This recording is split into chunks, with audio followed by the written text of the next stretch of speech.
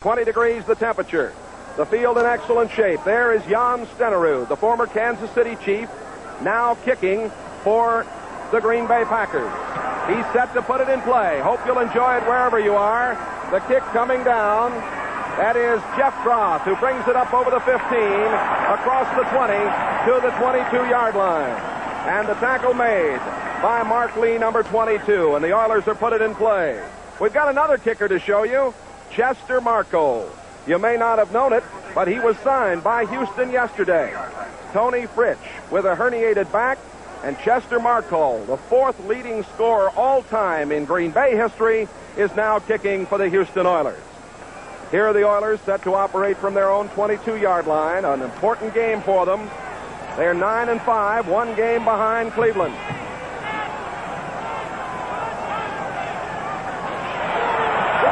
A handoff to Earl Campbell, and Campbell is to the 25-yard line. Ezra Johnson, number 90, brings him down. Let's take a look at this offense for the Houston Oilers this afternoon.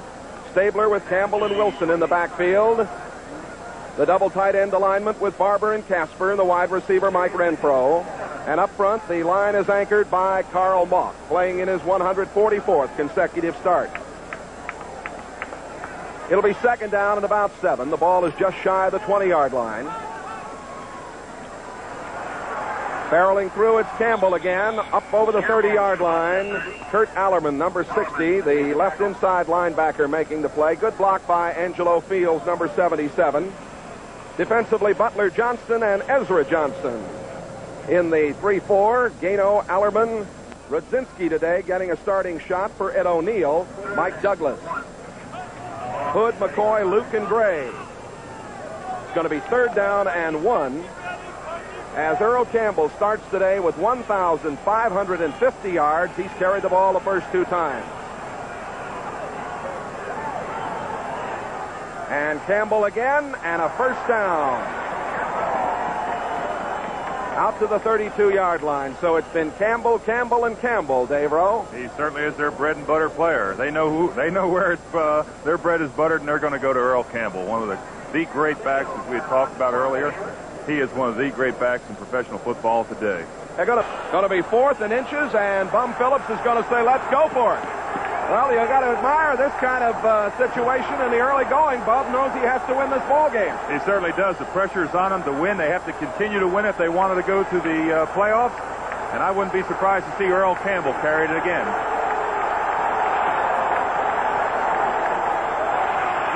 Mike Barber on the wing. Campbell cracks in. He got it. Great effort by the big back. Give you an end zone view of the Tyler tank. Earl Campbell, stopped by Johnson. What a dominant force in the National Football League. You can see Earl Campbell as he gets initially stopped at the line there, but his second effort and his leg drive just gets that first down. That could have been a critical play. But the Packers today are going to play with pride, Jay. Campbell is just in his 3rd year. He's already the all-time leading Houston Oiler rusher. Green Bay 5-8-1 on the year. Houston 9-5. Stabler, play action, out it comes. And that is Campbell at the 40. Up to the 42-yard line, short of the first down. Or check it, that was Tim Wilson. Wilson taking the pass. That's his 26th catch of the year. Allerman 60 and Rudzinski number 70 making the tackle. Wilson out of Maryland, who complements Campbell in that backfield alignment. He certainly does. I saw the comparison that Tim Wilson said. He said that they both are about the same size, but Earl Campbell certainly has it more compact. The field here has heating coils under it, but right down the center of the field, those coils do not operate, and it is a bit hard right in the center of the field and frozen. That's Campbell cracking out to the 45-yard line. Campbell to about the 45-yard line. Campbell, 10 touchdowns on the year. There you see the line down the center of this field. And you can see it is frozen, has a little bit of precipitation frozen on top of it. I believe that's where the coils turn and go back to the sideline, Jay. I was down there before the game, and they had a heater with a tarp over top of that trying to thaw that out, and they hoped that it would stay thawed out because of the action on the field during the game. There's Bart Starr, 46 years old, the head coach of the Packers. First down from the 45. Stabler Back at the 35 is down right there by Jim Gano. Steve Luke, the strong safety, coming with a safety blitz also in there, and a sack for the Pack. As we watched Stabler set up, he certainly was under a lot of pressure, but the surprising thing was he was able to hold up with a man on his back like that. He came back up and was ready to pass the ball, but of course Steve Luke came and got him. But I'll tell you, that puts a lot of pressure on Kenny Stabler, and that's what the Packers have been criticized of, not getting that great pass rush, and especially last week when they played Chicago. The Packers rank 10th on defense. They are 10th against the rush, 12th against the pass. It's second down and 20.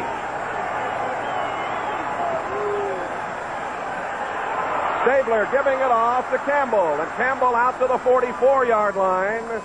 Mike Douglas, the right outside linebacker, number 53, made the tackle. Good block by Tim Wilson. As Earl Campbell finishes this run on Mike Douglas does make the tackle, but I think it was more Earl Campbell tripping over Mike Douglas because he ran right up the front of him. Douglas wasn't really prepared to take the hit here as we watch Earl Campbell going downfield, and he just runs right over top of him. That is a dominant force. I'm glad I got out of football before he started to play. He is a great runner. Third down and 11 coming. Houston at their own 44-yard line. The Packers now have Mike Jolly, a rookie, 21, and Mark Lee, 22, and Wiley Turner, 20, in the secondary as they go to prevent defense. And the throw is out and complete to Ronnie Coleman coming out of the backfield. Coleman's 16th catch of the season, very close to a first down near the 45-yard line. Estes Hood, number 38, the left corner, made the tackle. Maybe close enough for a measurement. I used to always try to guess on these when I played, Jay, to see whether it was a fourth down. I know it's signal to our side, and I don't think I was ever wrong in 13 years because I made it after they brought the chains out. Well, they're not going to bring them out here. They're going to say it's third and inches, or fourth and inches, excuse me. And the ball is just shy of the 45-yard line. There is Bum Phillips, a native of Orange, Texas. Bum wrapped up in the cold here. Rich Castor, 88, is in as an extra tight end here. The Oiler alignment. He goes on the wing right. That is Campbell. First down and more to the 42-yard line. Campbell cracking over the right side. Rudzinski, 70, and Hood, 38, made the tackle. When I played with Kenny Stabler and Oakland Raiders, he came out and challenged the defense to stop him, and that's what he's doing today. Everyone knows how great Earl Campbell is. Everything has been said about him that can be said, and he's only in, his third or fourth year of his career. You know that Kenny Stabler is going to come out and use him and force the Packers to stop him, and that's what he's doing. He's challenging the defense right now. And the Oilers controlling the ball. We have 8 minutes and 30 seconds left to play in the first quarter. First down. Penalty marker. Campbell over the 40 down to the 38-yard line. Ezra Johnson, number 90, the right end, making the tackle and the first penalty of the game. Our officials today, the referee is Jerry Markbright. Illegal motion, number 77, offense, first down. The rookie, Angelo Fields, for Michigan State. The man who committed the infraction. If the Houston Oilers are going to do well in the stretch towards the playoffs, Angelo Fields has got to play well. He's filling in for Leon Gray, the great all-pro who sits back in Houston, and he has got to play well, and he certainly did last week. On first and 15, Stabler throws and incomplete at the 35-yard line. Excellent coverage by the linebacker, Rudzinski. Rudzinski covering on the play. Rudzinski wearing number 70 here kind of really surprised me. I never saw a linebacker wearing number 70 back there, but you can see Stabler's got a lot of time, and Rudzinski makes an excellent play coming across and knocking the ball out. The ball was a little bit behind him. A pass intended for Mike Barber. We have an injured player on the field. No score here in Green Bay. This action now as the Oilers take it down on the field. They have second down and 15 coming up as we go back to the action. 9 men up on the line, and they show the blitz, and the handoff goes to Carpenter. Carpenter going to the 20, at the 10, the 5, and he is out of bounds at the 1. And what a great call by Stabler as Green Bay showed the blitz, and I think he probably audibled at the line of scrimmage and handed it off. He most certainly did, as he had his snap count a little bit long. Kenny Stabler, the old veteran, the Snake, saw the blitz early, audibled, and boy, he was off and running. I mean, he took off through the hole and all the way down to the 1-yard line, picked up a couple great blocks. They had 9 men up on the line of scrimmage, and certainly once he broke through the line, he was off and running. Carpenter came into today's game with 271 yards, as you see, and he just came up about 2 inches short of a touchdown. It would have been his 3rd of the year. Carpenter stays in the game and is back there in a full house along with Campbell and Wilson. Carpenter on the wing, and here comes Earl Campbell, and touchdown Houston. Well, they used up a lot of time. We have 7:44 remaining in the first period, and Houston marches in. This is the thing that Earl Campbell does so well. He controls the ball. As the Houston Oilers have done here, they've used almost 8 minutes of the clock, and it's just a little easy jog in there. Well, the fans are buzzing now because they're going to see Chester Markle, the 9-year veteran from Hillsdale, Polish-born kicker, and he is on, signed yesterday, 4th-ranking kicker in Green Bay history, kicking for Houston. And it is up, and it is no good. And the fans here giving Markle quite a razzing. So, the Oilers are on the board with 7:44 remaining first quarter. Markle misses 6-0. Because he's come back and he's got a chance to play for another good football team, and that hurts. Short kickoff taken by Fred Nixon. Now down on the ball as it was fumbled was Harlan Huckleby. Huckleby alertly falling on the ball at the 18-yard line. Carter Hartwig down there for the Oilers. And Green Bay will take it offensively for the first time this afternoon. There's the Houston Oilers scoring drive, and they ate up a lot of clock. 7:16. Green Bay will start with quarterback Lynn Dickey. Ellis and Ivory are there with him. Lofton, he has the best reception yardage average of anybody in the league. Cassidy and Kaufman. First down from the 18-yard line. That's Cassidy going in motion. Play action fake. Swing it out to Ellis. And Ellis run out of bounds at about the 15-yard line. A loss on the play. Greg Bigham and Robert Brazil over there to make the play. There's the offensive line for the Packers. Stokes, Goforth, McCarron, Harris, along with Cook.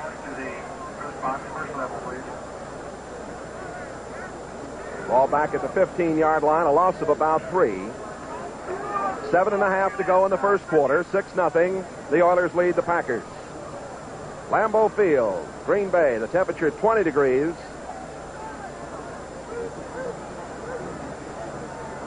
Dickey handing it off to Ivory, and Ivory gets near the 19-yard line. Ted Washington, the left outside linebacker, 59, making the play. The Oilers on defense. Doris, Kennard, and Bethea. Washington, Hunt, Bingham, and Brazil, the linebackers. A good core there. Wilson, Stemrick, Perry, and Reinfeldt in the secondary. Houston ranks second on defense in the AFC, 6th against the rush, 2nd against the pass.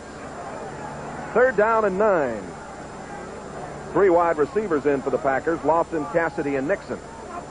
And the Oilers in a prevent defense. Dickey throwing downfield and incomplete. I think he just threw that away, Dave. Excellent coverage. Excellent coverage there. So it's punting time. And David Beverly, the free agent from Auburn, will come on. He is punting at a 38.6 average on the year. Joe, you mentioned that the secondary, the linebackers of Houston are really excellent, but boy, the secondary of Houston is right along with them. They have an excellent secondary, as was proved the other day when they played Pittsburgh for their division lead. Downfield, Carl Roaches, the little guy, ready to bring it back.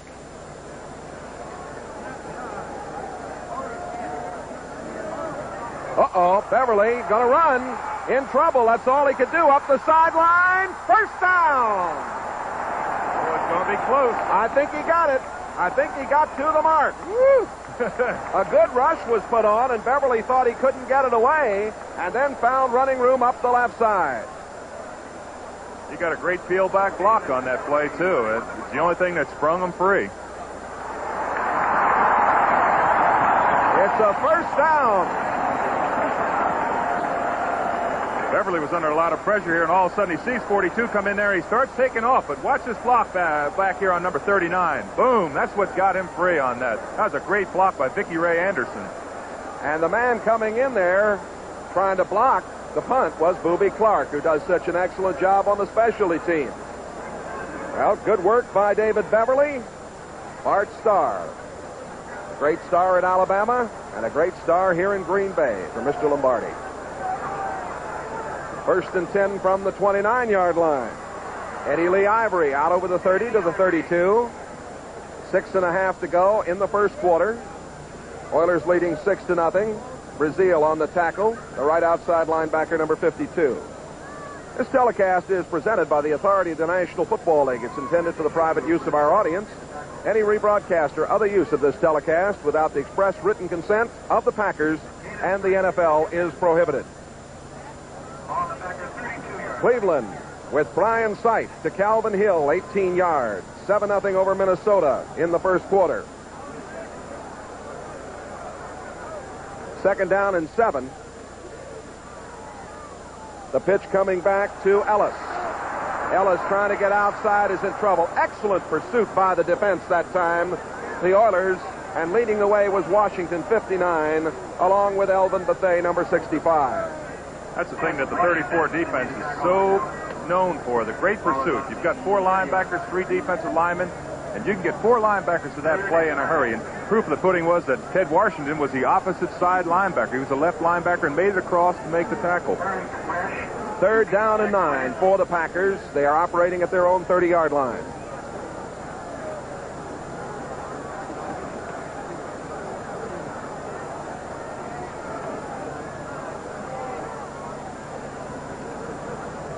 Lynn Dickey throwing and completing, and another first down at the 40-yard line. Gary Ellis making a nice catch and turning it up for the first down. Greg Bingham, 54, the linebacker, in pursuit. Gary Ellis swings out of the backfield here. He's one-on-one with a linebacker, and he makes an excellent catch on a down-and-out, real quick play right here. Turns upfield, he makes the first down, and perhaps the Packers are on the road to get something going offensively. Excluding last week, Jay, they have been an excellent football team. New England, Vegas Ferguson, a 9-yard touchdown run, leading in the first period over Buffalo. Bradshaw to Swan, a 9-yard touchdown pass. Pittsburgh up in over Kansas City in the early going.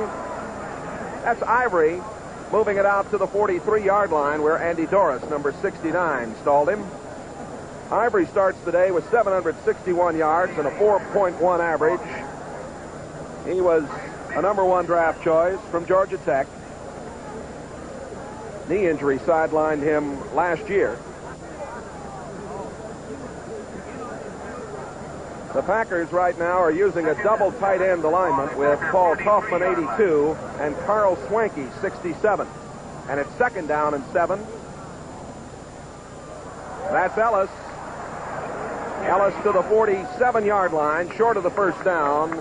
Elvin Bethea, number 65, on the tackle. Bethea, I suppose, the most mispronounced name in all of the National Football League. They're calling him Bethea here on the PA system. Elvin doesn't mind as long as they write his name on the paycheck. That's right, as long as they write the right figures. We've got 3 minutes and 50 seconds to go in the first quarter. The Oilers are leading 6-0 as their new place kicker, Chester Marcole. The former Packer missed the extra point after Campbell had scored from 1 yard out. The Oilers in a prevent defense, 3rd down and 3, and Dickey to throw. Dickey, downfield, he's got a man, there he is, that's James Lofton. A beautiful throw from Dickey, right on target. First down at the 26-yard line. The catch made behind the safety man, Mike Reinfeld. As Dickey sets up here, the throw is, as you say, Jay, an excellent throw. He lays the ball up over top of Mike Reinfeldt, number 37 here, right into his hands. It was just a perfect throw right there. As we see, it was overthrown. 27-yard play. A lot of pressure was put on by Kennard, and a big hit there. 27-yard play. Of course, you know Lynn Dickey's got a little extra added emotion here because he was at one time a Houston Oiler. Exactly. And he's become a very talented quarterback here in Green Bay under the tutelage of Bart Starr. Play action fake. First down, he goes to the other side. It's complete. Down to the 16-yard line, Eddie Lee Ivory. Just short of a first down, and the Packs coming right back. Lynn Dickey had one of the most serious injuries I've ever seen in football, dislocated hip. And he certainly has come back from that. He's a dedicated athlete, and he just really wants to do well. And, of course, being a Houston Oiler, he wants to do well against his former teammates. There's a lot of pride, as we have alluded to many, many times, Jay, in this game. It is a first down. The ball is spotted at the 16-yard line. Just did get the first down before he stepped out of bounds. The Oilers, as we all know, are a very, very slow starting team, both offensively and defensively. So I look for them to really turn it on. Pitch back comes to Ellis, and Ellis goes down. A loss of about 2 on the play. Vernon Perry coming up from strong safety, number 32. As he takes the pitch here, he has just absolutely nowhere to go. Vernon Perry comes up there, makes an excellent tackle in the backfield. They never cut down the pursuit coming up from the inside. The safety was able to come up on the safety force, and no one was out there to block. There was just nowhere for him to go. Cassidy, number 88, is back in at wide receiver for Green Bay. It's going to be 2nd down and 12. We have 2:45 to play in the first quarter. The Oilers are leading 6-0. The Packers operating at the 18-yard line of Houston. Dickey to throw. Going to the far sideline. Intercepted. On the far sideline, coming away with it, Vernon Perry. Perry's 4th interception of the season. Boy, he made a nice play as he came in front of the tight end, Paul Kaufman, and took it off.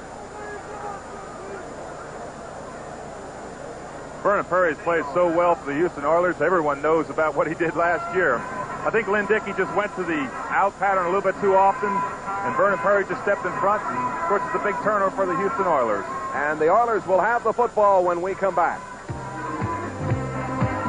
Year. Oilers leading at 6-0. First down at their own 13-yard line. Stabler 2 out of 3 for 18 yards, throwing on first down out to Wilson. Wilson cuts it up to the 20. Hit there by Steve Luke, number 46, the strong safety. We have 2 minutes and 17 seconds remaining to be played in this first quarter. The Oilers 9-5, 1 game behind the Cleveland Browns. We'll be keeping you up to date on that Cleveland-Minnesota score.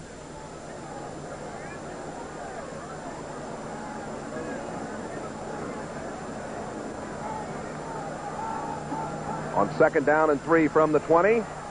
And the call going to Earl Campbell. And Campbell is very close. I think he's got the first down. We'll wait to see where they put it down, but it was Johnny Gray, the free safety, number 24, who made the tackle.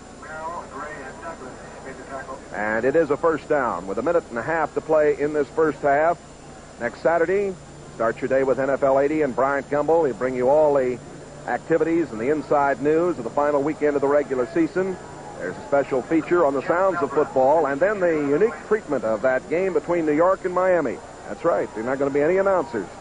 And then college basketball as the Indiana Hoosiers meet the North Carolina Tar Heels. That's all next Saturday. Stabler loses the football. It was Mike Douglas coming in to undercut him, and they unpile, and did he get it back? He did.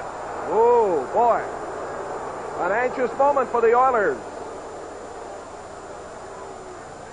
This is what the Packers have been criticized for, their lack of pass rush, and they certainly come on them here. As we see the rush there, just knocking the ball out of Stabler's hand. Number 53, Mike Douglas. Fortunately, as we watch Stabler again, he knocks the ball out of his hand with his right hand as he comes around, and of course Stabler is alert enough to fall right back down on it. But I think it was Earl Campbell. Oh, was it Earl Campbell? That other view shows us that Campbell did get on the football. The loss is back to the 14-yard line, and it's 2nd down and 20.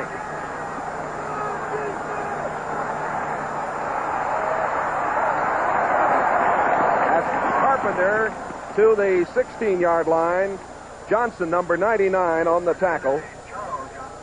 Johnson, the nose guard out of Maryland. Strong, very quick performer. In a third down and long situation, I don't know of a better quarterback than Kenny Stabler. I rode his arm to the Super Bowl, and I've got great admiration for him. He's one of the finest all-time quarterbacks, percentage-wise, yardage-wise, in every way. The snake. And they're going to let the clock run down to the end of the first quarter. And after one period of play here at Lambeau Field in Green Bay, Wisconsin, the Oilers have the lead 6-0 over the Packers. We're going to have third and about 18 coming up. The Oilers have only Rob Carpenter in there in the backfield now as Billy Johnson has come on, number 84, and along with Casper and Renfro, 82, and Barber, 86. They're all in there. Third down and 19. The Packers go into their prevent defense with Jolly and Lee into the secondary. Stabler with a deep drop.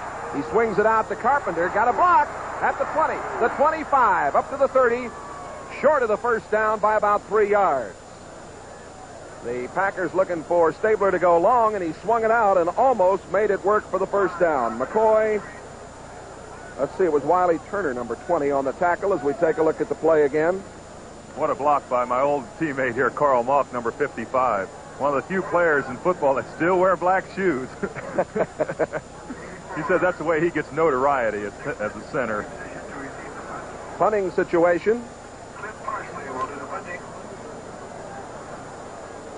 Cliff Parsley, at the moment, carrying the best average in his career, 40.7. Downfield it comes. Fred Nixon takes it. He's at the 35. Little running room to the 40 and up to the 44-yard line.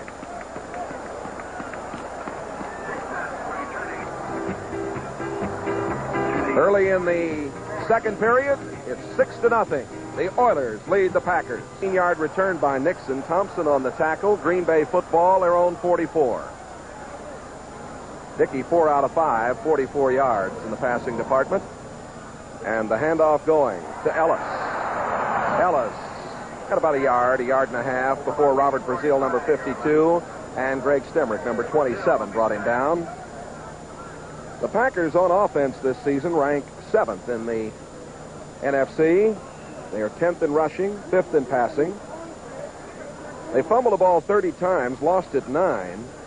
The Oilers have fumbled 30, but lost 18. Besides the last 2 games, Jay, the Packers have averaged almost 400 yards a game offense, which is really a credit to their offense. Yeah, up until that real beating they took last week, they played rather well. Here's a throw complete for a first down, and away goes Hoffman for more. He gets to the 37-yard line. Darrell Hunt, number 50, the linebacker, finally brought him down, but Dickey throwing the football very well in the early going here today. Dickey rolls weak side here as he sets up, and he throws a stinger in here. When he was with Houston, he had a great record of throwing an awful hard ball. And he really stung it in there. Paul Kaufman came down with a catch and almost broke it away for a long, long gainer. It was a 17-yard pickup and a first down.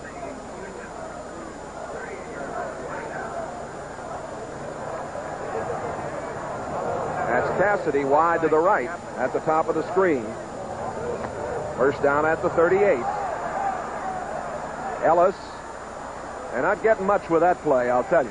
The minute Ellis doesn't hit the point of attack, the hole where it's designed to go, and has to break it outside. The Houston Oilers have such great pursuit to the ball that he never gets a chance to turn around the corner. Brazil and Bingham on the tackle. Gary Ellis, as he takes the ball here, it's an off-tackle play around a 6 or 7 hole play, and all of a sudden he just decides to cut it out, and you can see the pursuit there. There's 52, Robert Brazil, and Greg Stemrick is up there, and they've got several of them. The second down and about 12. We have 12 minutes left to play in the first half. If you're just joining us, Campbell scored from 1 yard out. Marco, who's now kicking for Houston, taking over for Tony Fritsch, who has the herniated disc, missed the extra point. This time they call on Eddie Lee Ivory. And Ivory doesn't get much, and the fans don't like the play selection. As is evidenced by Gary Ellis having only 5 rushes for 1 yard, they are stopping the ball at the point of attack, and the Packers are not controlling the line of scrimmage. The Houston Oilers are controlling it, therefore they're stopping the rushing game. Right now, a player shaken up on the field. We have 11 and a half to play in the first half. And we take a timeout with the Oilers leading it 6-0 here at Lambeau Field in Green Bay, Wisconsin. The right guard, number 69, was the player shaken up for the Packers. He's been replaced by Sid Kitson, the rookie, number 64. 3rd down and 12. Fred Nixon, James Lofton, and Ron Cassidy, 3 wide receivers now. Penalty marker goes down. And a free throw right here, and incomplete at the 20-yard line. Pass intended for Lofton. Pretty good coverage by Vernon Perry. Well, that's the age-old problem with a defensive lineman when you go on sound and don't go on the ball. Every football coach that teaches defensive line teaches you to go on the ball, don't go on sound or voice inflection. And it is offsides against Houston. And it'll be marked off by referee Jerry Markbright. And we'll get the word as to who it was. Offside, number 75, defense, 3rd down. Jesse Baker. Let's bring you up to date on a couple of scores very quickly. New England still leading in the second quarter, 7-0 over Buffalo. Vegas Ferguson scoring in that one. 7-0 Cleveland over Minnesota second quarter. And in the New Orleans Jets go the Pittsburgh 7-0 over Kansas City. No score for St. Louis and Philadelphia in the second quarter. 3rd and 7 coming up. Dickey has time and throws low. His intended receiver was Ellis, who was double-teamed out here. Vernon Perry, the primary coverage. Atlanta leading San Francisco 7-0. They're in the second quarter of play. In the Musk game, it had to be played. New Orleans and the Jets 7-7. They're in the second quarter. Here it is 6-0 the Oilers. And David Beverly is going to do the punting. Think he'll run again? Well, I don't know. He might. He's only at the 30-yard line. He's just going to punch it. He's trying to punch it to the near sideline. And it is down beautifully at the 3-yard line. Downfield for the Packers to make that play. And what a job he did. Wiley Turner, number 20. A 31-yard punt. And Turner caught the punt right at the 3-yard line. Casper, Barber, and Castor are all in the lineup. And banging out over the 5 to the 7-yard line, Earl Campbell. Charles Johnson, number 99, the nose man on the tackle. As the Green Bay Packers huddle up here, their sole thought is to keep the Houston Oilers down inside this 10-yard line, 15-yard line, so they can get field position to get back down. They have driven the ball today. Emotions play a big part, as we well know, and the Houston Oilers have come off what an emotional victory last week. And hopefully they'll be able to, their fans are hoping that they can come off that and not play against a team that doesn't have a very good record, not play poorly. Rob Carpenter, 26, and Earl Campbell, 34, in the game now. That's Castor going out left, and the throw is complete to him for a first down. Out at the 16-yard line, Rich Castor, his 23rd catch of the season. Mike McCoy on the coverage, number 29. You know, Dave, you talk about that emotional win, that 6-0 victory. Tony Fritsch with the 2 field goals. Fritsch not here, the herniated disc. That was a big win. Of course, they've had a few extra days. Sometimes that can be good, sometimes it's not, depending on the mood of your team. It certainly can. I think that's why that they came out and went for that right away. That first down on the 4th down, because Bum Phillips wants to get them back in the tone of the game. It's so important to play week to week. Now it is Wilson and Campbell in the backfield, and Campbell getting the call and about 3. Near the 20-yard line, Charles Johnson wrapped him up again, number 99. Some of the Oilers over around a space heater that they've got over there. Where emotions really play an important part, Jay, is during the week of preparation. Not so much during the game, because once the gun goes off, those players are playing for keeps. They're professionals. But in their week of preparation, sometimes that's where your emotional feelings really play an important part. And you mentioned Bum Phillips has had some problems of getting his club going in that first period, in the first half early. A lot of time. Stabler, incomplete. The pass to Billy Whiteshoes. Johnson and Johnny Gray, the safety man, came in there and just cracked the ball out of there. He came in and stuck him. Woo! Johnny Gray, number 24, really played this ball well. As Stabler drops back to pass, he certainly has time. He's moving around in the pocket. He's got nothing in front of him at all. We can see Tim Wilson there waving. And look at Johnny Gray come up here and pop that ball out. He stuck him. Stabler now is 5 out of 7, 49 yards. Dickey also 5 out of 7. He's thrown for 61 yards. Now Carpenter and Coleman are in the backfield. It's 3rd down and 8. Stabler swinging it out. Carpenter, and a fine open field tackle. An excellent play by Paul Rudzinski. Rudzinski, who is playing at a linebacker spot for the injured Ed O'Neill, made a dandy play. I said earlier that I hadn't seen a linebacker with number 70, but I remember back now that Sam Huff, the great linebacker, was number 70 also. Rudzinski breaks down and really has total control of his movement there and forces Carpenter to make his move and just reacts to it. It was an excellent play. Sam Huff, West Virginia University. How could I forget him? Probably the reason I forgot him, Jay, was that they've changed the number system now since Sam and I played. That's right. Partially punting, Fred Nixon at midfield. Nixon, penalty marker goes down, and Nixon goes down at the 45-yard line, giving forward progress to about the 44. Illegal use of the hands. Number 78. With the parents. Declined. Personal foul. Clipping. Number 38 on the run back. Accepted. Timeout. They took the clipping call against Estes Hood. And with 8.5 minutes to go, a timeout here at Lambeau Field with Houston leading the Green Bay Packers 6-0. Bum Phillips, there's the rushing yardage up to now. Oilers very dominant in that department. 1st and 10 at the 35-yard line for the Packers.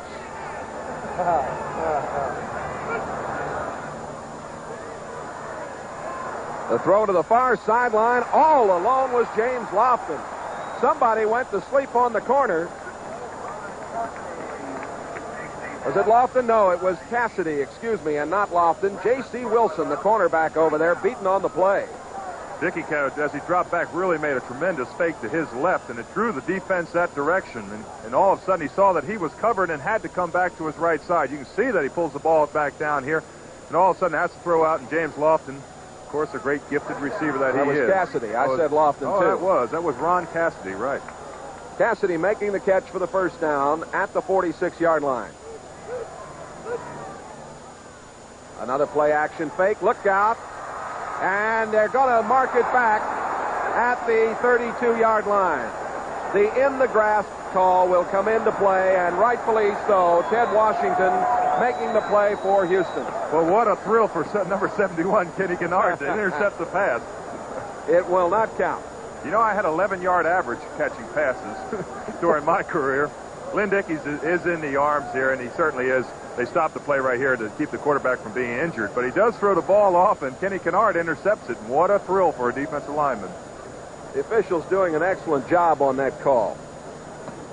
3 wide receivers in now for the Packers. Lofton, 80, Cassidy, 88, and Nixon, 84. Lofton starting the day with a 17.1 average per catch. He's already gone over 5 times this year, Jay. Over 100 yards in receptions, which is quite a tribute. Lynn Dickey steps up and throws, and it is no good. Fred Nixon made the catch, but didn't get both feet down, and really, that was a matter of concentration right there. The coverage by Stemrick and Perry. Thursday at 8 Eastern Time, games people play. The finals of the 3-ton tug-of-war. You'll see the New Orleans firemen battle the steelworkers, and believe me, that's a battle. Then a fun look at the world's shortest pro basketball team, led by Billy Barty, and an inspiring visit with marathoner Peter Stredwick. That and much, much more Thursday evening on Games People Play, right here on NBC. 3rd and 20 for the Pack. Out it comes to Ivory. Ivory up over the 40, dumped hard. And Brazil and Perry made the play as he got to the 44-yard line, short of a first down. That play really looked like it was going to go a long way as Lynn Dickey had a lot of pressure in the middle. He lost the ball out here. Eddie Lee Ivory's got a lot of men out in front, but Vernon Perry really came filling right through and made a great play on the play right there. Made a tackle and saved them perhaps a first down. David Beverly on to punt. Roaches is set downfield.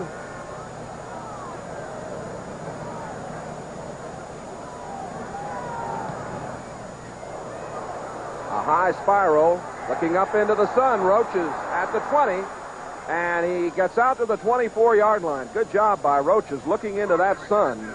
And no fair catch with a man running right down his throat. You have to have a lot of admiration for someone like that. Tackle was made by Nixon. 6:46 left to play. We're in the first half. Houston leads Green Bay. 7-yard punt a moment ago. David Carter, number 58, is now at left guard, replacing Bob Young for the Oilers. Stabler 6 out of 8, 46 yards. Gonna throw here on first down. And it is complete. The catch made by Dave Casper. Quite a combination. Stabler and Casper. First down at the 48-yard line. Mike Douglas, the linebacker, number 53, on the tackle. Don't you know, all of Houston is excited to see that combination back together. They were so successful with the Oakland Raiders, and Stabler knows right where to go when he's going to Casper. Casper caught 5 big passes for 68 yards in the victory over Pittsburgh. 6:10 left to go in the first half of play. 6-0 Oilers. That's Campbell getting outside and down to the 45-yard line. Stop made by Casey Merrill, number 78, who's now up front for the Packers at end.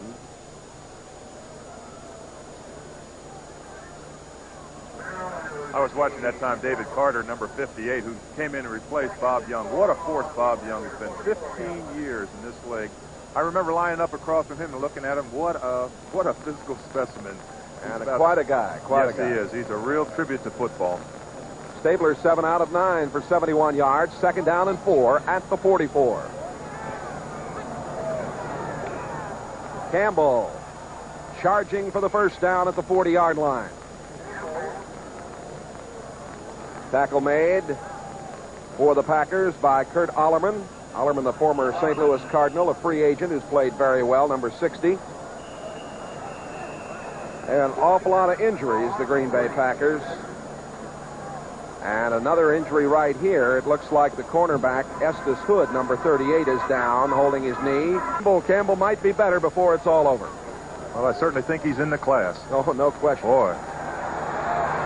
Out it comes to Wilson. And Wilson is down over the 35. Fumble! Green Bay recovered. Wilson took a shot as he got across the 35-yard line. And in under the pack. Let's see who comes out of there. They're still fighting for the ball. I think it was Johnny Gray in under there.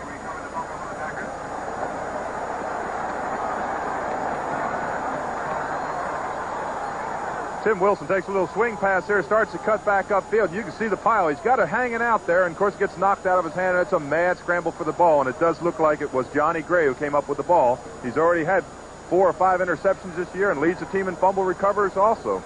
The turnovers, 1 apiece. 1st and 10 for Green Bay from their own 34-yard line. 4:45 to go in the first half. And the handoff to Eddie Lee Ivory. Ivory across the 35 to about the 37-yard line. Let's pause now briefly for station identification. This is the NBC television network. KPRC TV, Channel 2, Houston. With Dave Rowe, Jay Randolph at Lambeau Field, Green Bay, Wisconsin. The Oilers 6, the Packers nothing.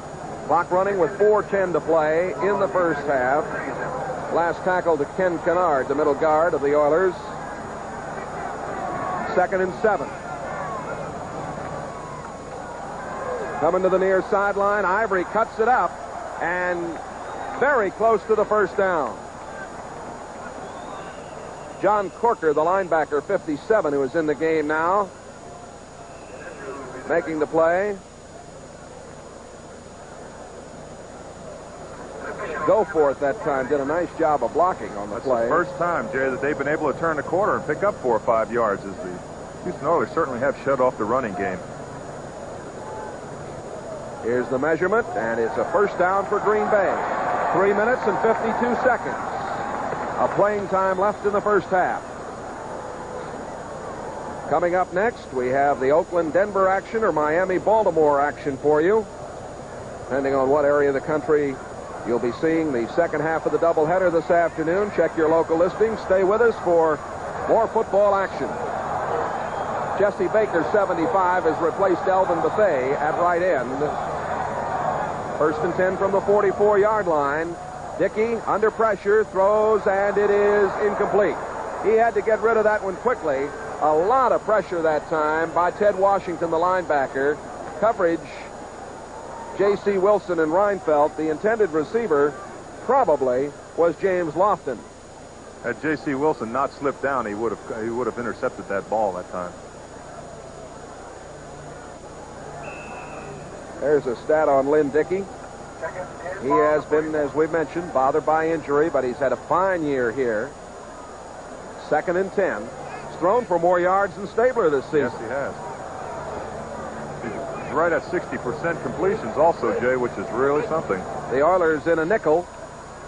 And Dickey down the middle, and it is complete. That is Cassidy inside the 20 and all the way to the 13-yard line. Mike Reinfeldt, the safety man, makes the tackle, but a fine, fine play between Dickey and Cassidy for a first down. Across the field on a crossing pattern, there evidently was a breakup in their zone coverage because there was no one near him. You can see Ron Cassidy out there, number 88, as he's heading towards the sideline, and Mike Reinfeldt, of course, brings him down. Reinfeldt was complaining there that Cassidy had pushed him in the face mask. Ooh, and 67 has come in as the extra tight end and will work with Paul Kaufman for the Packers. They have Ellis 31 and Ivory 40 in the backfield with Lynn Dickey quarterbacking the club. Kaufman going to the right side. Lofton is set left. First down at the 13-yard line. Dickey to throw, and it is incomplete. It hit the official. He was trying to hit the back out of the backfield, and it just never developed. Brazil 52 right there, and a couple of his mates really messed it up. They weren't fooled. That was a tight end delay play to number 82, Paul Kaufman. He delays on the line and looks as if he's blocking and then takes off across the field away from the coverage. It's called tight end delay. It's one of a very, very effective plays because you actually lose concentration on him. The linebacker that's covering him loses concentration when he sees him just blocked there. Then all of a sudden he sneaks across the field, and it's been a very, very effective play for a lot of teams. There's Jan Stenerud now doing the kicking for Green Bay. Pitch back comes around to Kaufman, and Kaufman is at the 10. Run out of bounds over there by Greg Bingham. J.C. Wilson, Darrell Hunt also over there. The clock stopped with 2:36 remaining in this first half. An interesting thing on that play is that J.C. Wilson is certainly a finely coached player because on that play it's so easy on an end around to try to pursue and get back to the play. And J.C. Wilson came up, did his assignment, and of course made the play and brought up the third down situation. But many, many times that's where a defensive back is fooled. It is 3rd and 7 at the 10. Fred Nixon comes in, another wide receiver. Swanky coming out, the fellow who was the second tight end. That's Ivory going to the wing left. Dickey has time. He throws, and it is just off the outstretched fingertips of Eddie Lee Ivory. A tough catch for him. Greg Stemrick on the coverage. And we're going to get Jan Stenerud to come on. Jan, who, of course, was brilliant over the years for the Kansas City Chiefs in the heyday of the Chiefs and Coach Hank Stram. Stenerud is 3 out of 3 on the extra points and 1 out of 3 on the field goals. He follows Tom Burney and Chester Marcole here this season. 14 years of competition. He certainly has been over the years a very, very dominant force as a kicker. And a wonderful gentleman. Yes, Played he at is. Montana State. Hank Stram used to call him Yansky. Come here, Yansky. An interesting thing, that Chester Markle extra point miss really looms as a big point right now. Stenerud puts it up, and it is good. A 28-yard field goal for Jan Stenerud. And the Packers are on the board with 2 minutes, 27 seconds to play in this first half. We've got Groth and Roaches. That's Roaches 85 and Groth 81. Cleveland now leading Minnesota 13-0. And if that holds up, of course, extremely important for the Oilers to win here this afternoon. The kick to Groth. He's at the 15, the 20, bumped at the 25, and gets to about the 27-yard line. Brian Cabro on the tackle. Number 65, I think he pronounces it Cabral. Right. At the 27, Houston. 2:17 with which to operate. And here is where Mr. Stabler is at his best. Yes, he is. The Alabama Rattler, we used to call him in Oakland. He certainly is. This is his part of the game right here. Carpenter is in there, and the pressure, and down he goes. Mike Butler, the 4-year man from Kansas, number 77. Fellow who has a lot of strength and speed, a number 1 draft choice, making the play. Mike Butler just drove Morris Towns back on that play. Morris Towns never got set up, and Mike Butler got to him before he set up and just drove him back into the play. Coming down to the 2-minute mark, and we're going to get the 2-minute warning right here. That gives us time out to sell a few items for you at Lambeau Field, the home of the Packers. Incidentally, they have won all 3 of their home games here this year. 2nd down and 20 after the sack. Carpenter coming out to the 20, cuts outside 25, 30, 35, first down all the way to the 37. They were looking for the pass, an excellent call. Mike Douglas, the linebacker, on the tackle. That's the 2nd time this afternoon that Stabler, when it was long yardage, obvious pass, gave it to Carpenter, and he did the job. There are a lot of great quarterbacks in the NFL, but I don't know of one that has more total control of the game than Kenny Stabler. Carpenter now has 69 yards on 3 carries. That's, I think, if I am correct, 23-yard average. Stabler batted away. Mike Butler, number 77, batting it away as he was trying to swing it out to Carpenter. There is Butler, 4-year man from Kansas, lives in Madison, Wisconsin. A really complete player and one of the leaders of the pack. And the Packers today doing an excellent job of putting pressure on Stabler. Yes, they certainly have. When they're not getting to him, they're still getting into a space and putting those hands up. And as a quarterback sets back there, if you don't have that pressure in front of him, those people right up in front of him, it's very, very easy for the quarterbacks, quality of quarterbacks today, to hit these players. Penalty marker down. Stabler throws complete. And the catch made by Billy Johnson. Nose man Charles Johnson. Yep. Charles Johnson here, number 99, jumps. But if you've ever heard Kenny Stabler call those... Number 99, defense, 2nd down. If you've ever heard Kenny Stabler call the calls, he's from Alabama, down near Gulf Shores there, and he calls them way down with that southern drawl, and I'm sure that Charles Johnson, being from up in this area here, hasn't been used to that type of language. Hasn't heard that old drawl enough, huh? I used to love listening to Stabler. 2nd and 5 at the 44. Stabler going long downfield, and it is incomplete.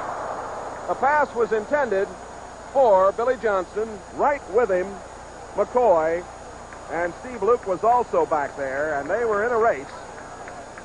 Minute 36 to go with a clock stop. 84 at Billy Johnson's, everyone knows, is known as White Shoes, of course. But he has really come back from several injuries that could have ended the career of any wide receiver. He certainly he's in his 2nd comeback, you might say. Yes, he is. And of course, he's getting run step for step there with Mike McCoy. Ball was a little underthrown. A minute and 36 to go in the first half. The Oilers are leading at 6-3.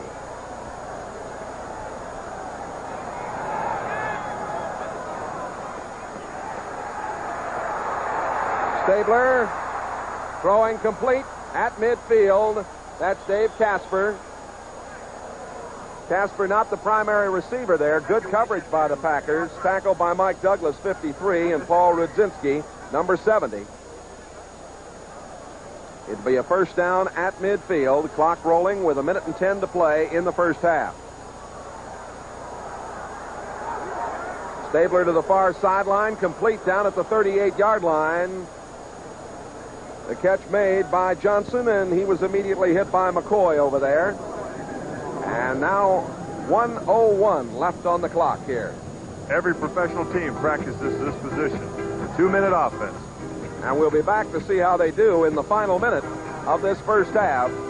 The Oilers 6, the Packers 3. Furnished as a public service for the National Football League. Stabler gets it away, and it is complete. Down to the 16-yard line, and there it is again, Dave Casper.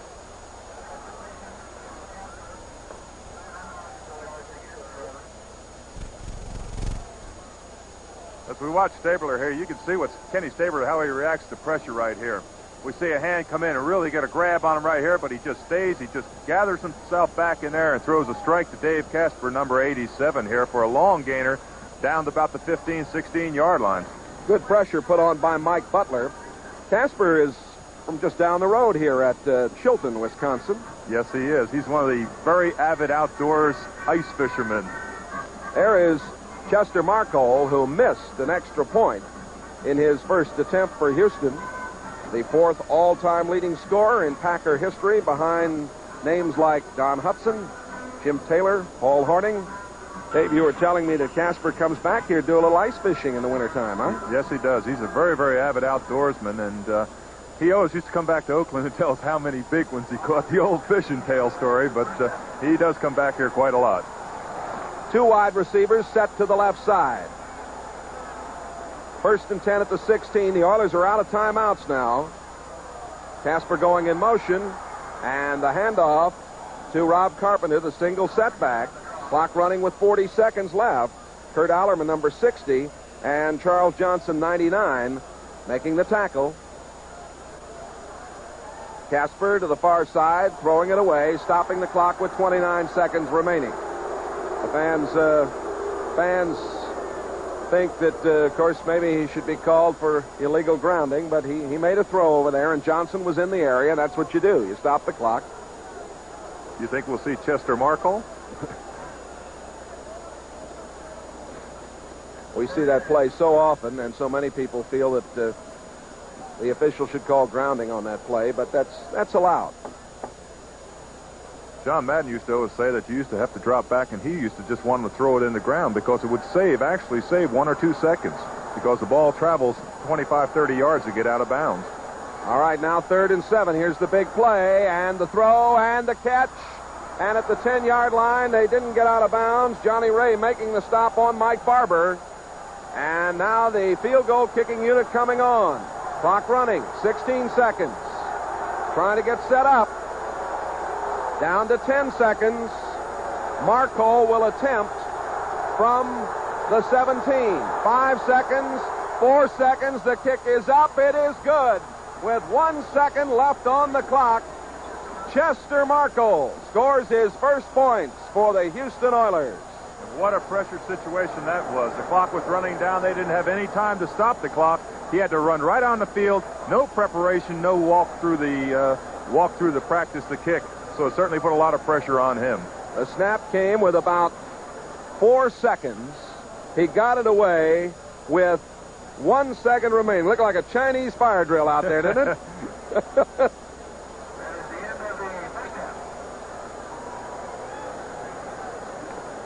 Right through the center, Jay. And we come to halftime here at Lambeau Field, Green Bay, Wisconsin, as Chester Markole has booted it through. The end of the first half. Here in Green Bay, the score, the Oilers 9, the Packers 3. Clinched the division title for the Browns today. The Browns would win on the basis of the better overall record. Now, if Cleveland defeats Cincinnati on the final weekend, it would win the division title regardless of how it fares against Minnesota. Cleveland would capture the title on the basis of better conference record than Houston. 8-4 to 7-5. There is that Cleveland score at halftime. Cleveland can clinch at least a wild card if the Browns defeat Minnesota today. Only 4 teams could possibly finish with a record as good or better than Cleveland. And, of course, Pittsburgh cannot repeat as the division champion. They do have a slim chance as a wild card. Houston has a very excellent chance as a wild card. And we're getting set to go to Chester Marcol.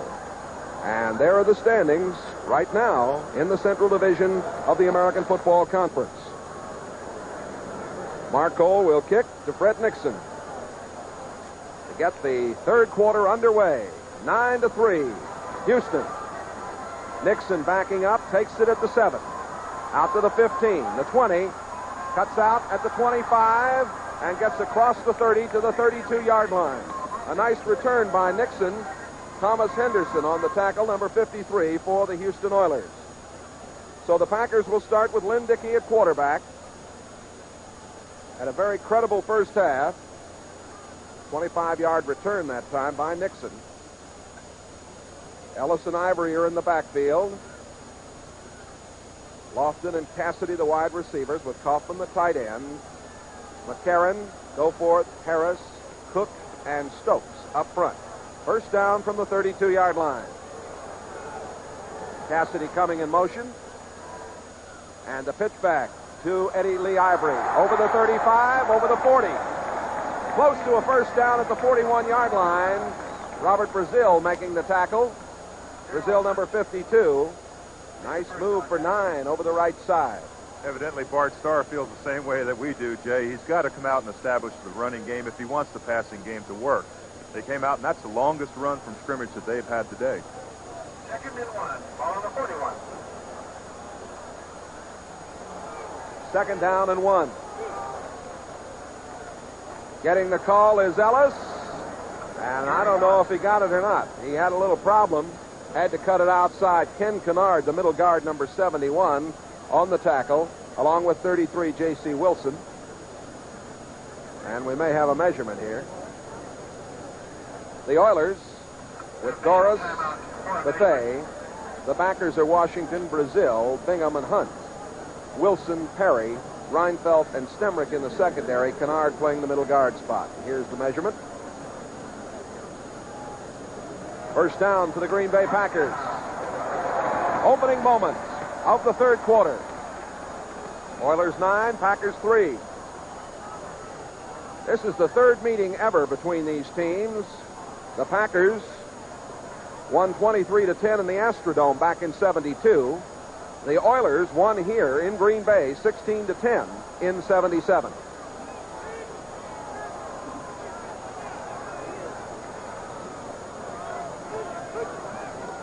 That was Kaufman going in motion, Dickey throwing and completing it to Kaufman at midfield.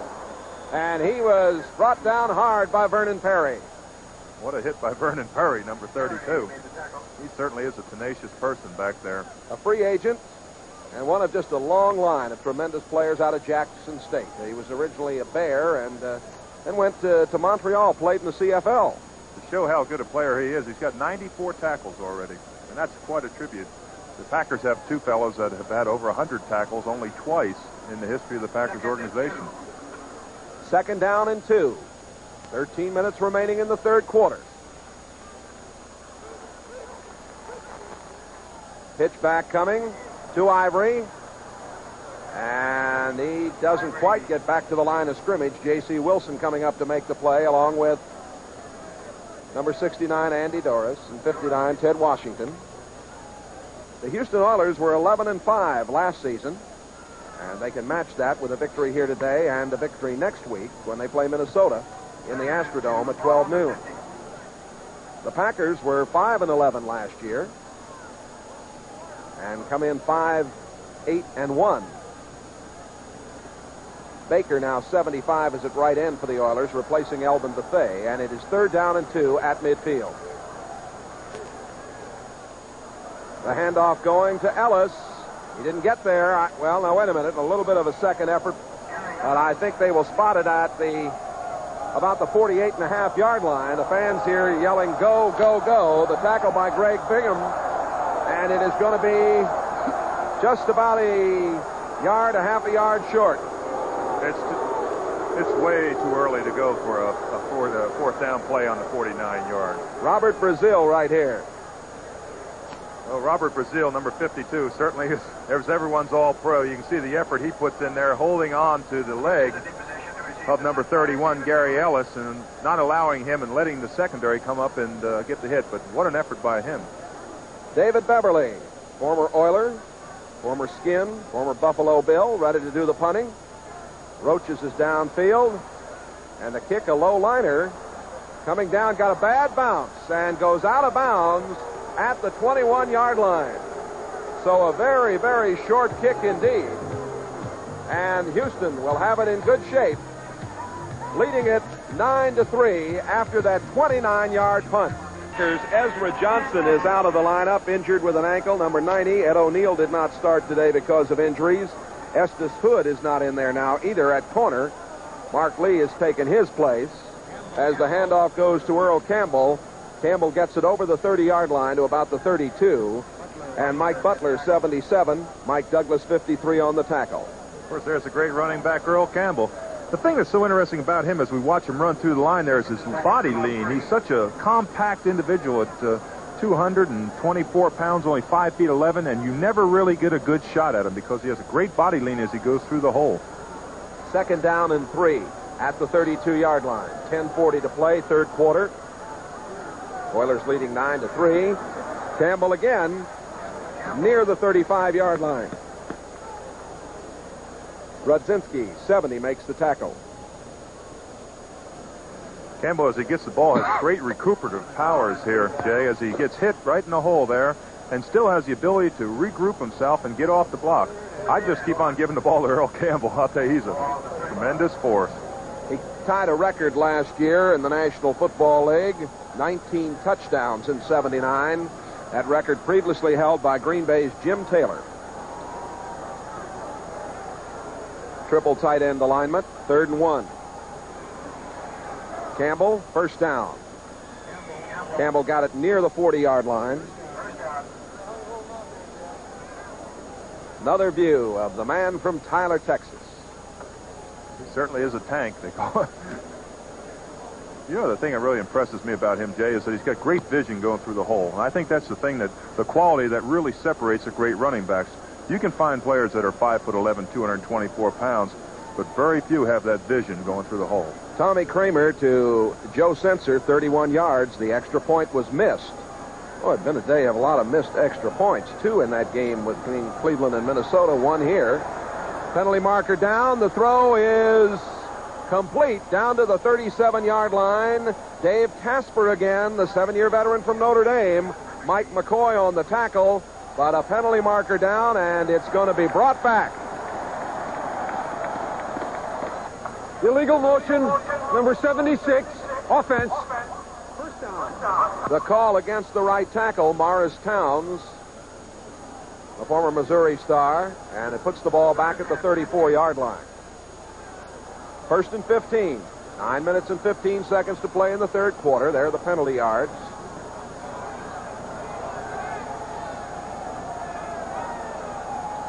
The pitch to Campbell, and a fine tackle by Steve Luke. The strong safety coming across, got him right along the shoe tops and brought him down, and if he hadn't, Campbell might have rumped.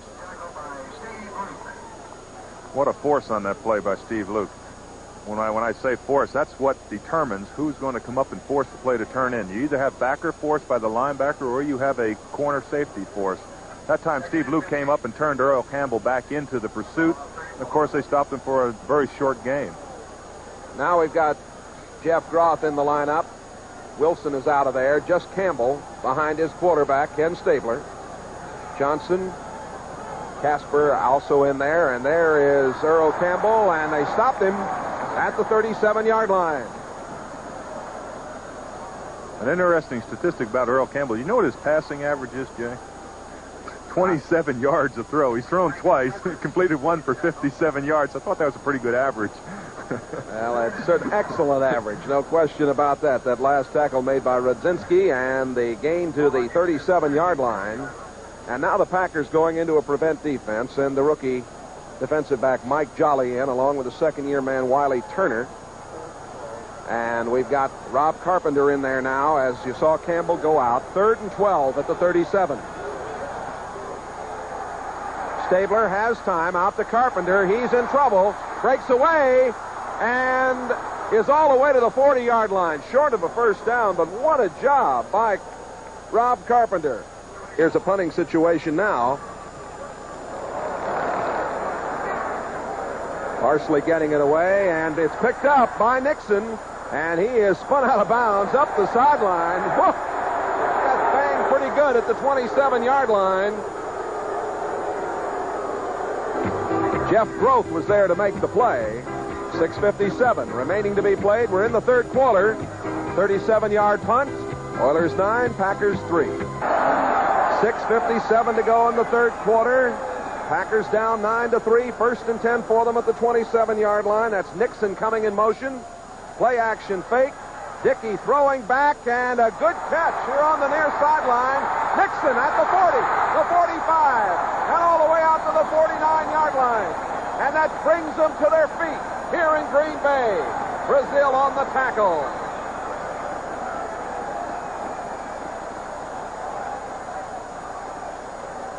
Lynn Dickey throws a simple out pattern to Fred Nixon, number 84 here, a rookie out of Oklahoma, and he certainly comes up with a big play after he catches the ball. It's about a 10 or 12-yard out right here. Stemrick was going for the interception, and Nixon, look, watch this move. He comes back here inside, eludes, picks up a couple blockers, and he gets it all the way out to the midfield. Picked up 22 yards on the play. The fans here whooping it up. A sellout crowd at Lambeau Stadium. That's Ivory going in motion. The throw out to Ivory. Set up the outside screen. He's down to the 45. Down to the 41-yard line. Mike Reinfeldt, the safety man. Darrell Hunt, the linebacker. They made the play. We had a safety blitz from the outside here. Lynn Dickey's under an awful lot of pressure and drops the ball off. Picks up the blockers here, and he's off and running a little bit. Eddie Lee Ivory, number 40, knows what to do when he gets it up there, and the crowd is coming on. A good block by the right tackle, 68, Greg Cook, who played at Arkansas. It's 2nd down and 1. The Packers at the Houston 41.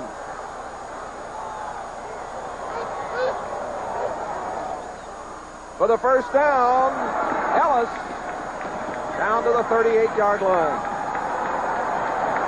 Listen to these fans. They're rooting on their team now. Jay, this certainly doesn't look like a team that lost 61-7 last week. They're playing against a great football team that's going to the playoffs, and they're not. You saw Leotis Harris getting up slowly there, 69 for the Packers. He's replaced now by Sid Kitson, number 64. There's Bart Starr, 6th season here at Green Bay. Now Harris comes back in there. Harris is in. 1st and 10 at the 38-yard line.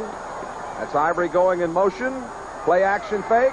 Dickey loses the ball, and one of the Packers falls on it at the 42-yard line.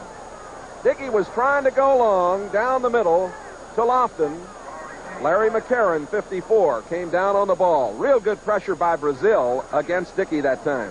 What a heads-up player Larry McCarron, number 54, the center, has been starting 108 consecutive games. He falls back on this ball. 8 years he's played in this game, and he's been through an awful lot of great Packer football games. The loss is back to the 42-yard line. Kansas City now leading Pittsburgh 13-7 in the third quarter. Cincinnati 14-0 over Chicago.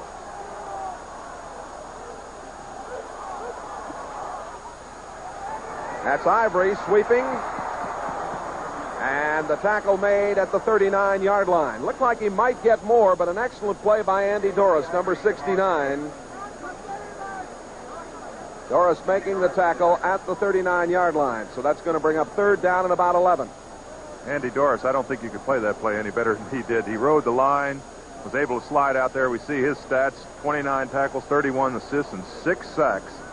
That's quite a year for a defensive end. You ought to know, big guy. Well, the thing that's so important about that is when you play a 34 defense, almost always you're doubled. And the fact that he gets 6 sacks, you've only got 3 linemen that are rushing.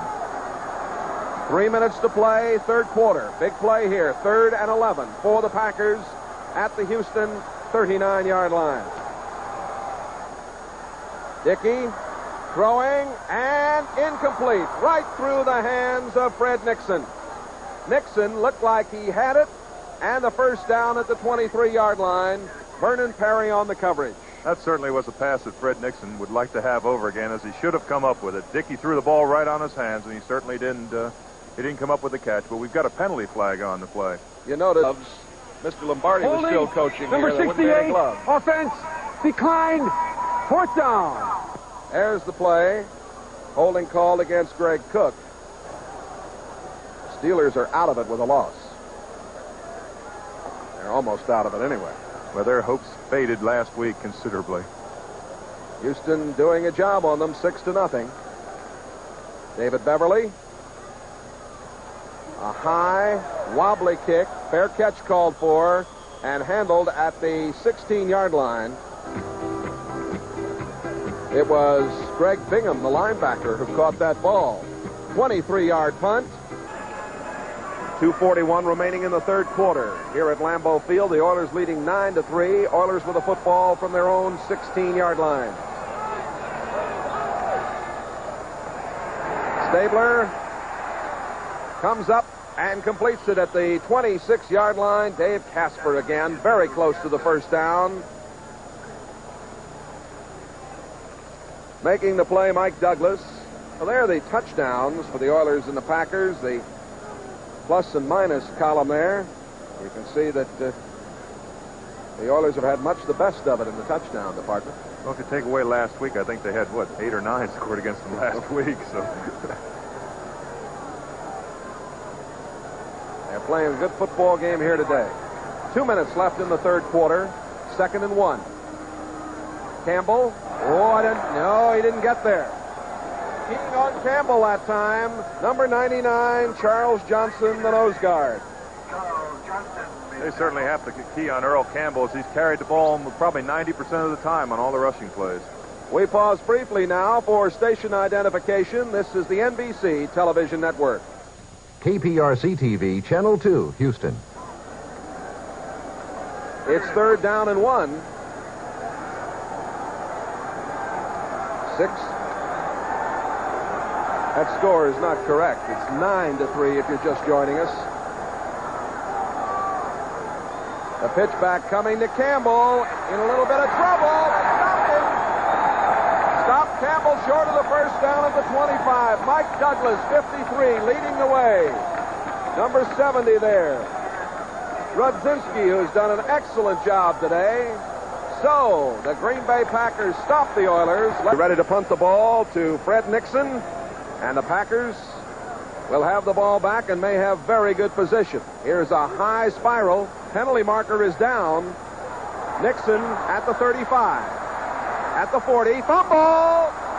Big pile up at the 44-yard line. The indication is Green Bay controlled it. Number 78 on the run back. First down. Timeout. Call went against Casey Merrill, the defensive end from Cal Davis, number 78. We take a timeout here. 19 seconds remaining to be played in the third quarter. The Houston Oilers leading Green Bay 9-3. The coach and general manager of these Houston Oilers, January 25th to 75. Quite a man. First down for the Packers from their own 34-yard line. Final seconds of the third quarter.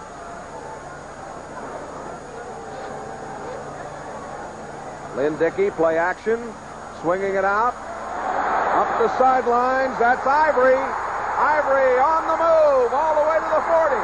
Oh, caught from behind down at the 33-yard line. And it was big Elvin Bethea who made the play. He might have saved the touchdown right here. He certainly did on that play. Elvin Bethea back down the field 40 yards to make that play.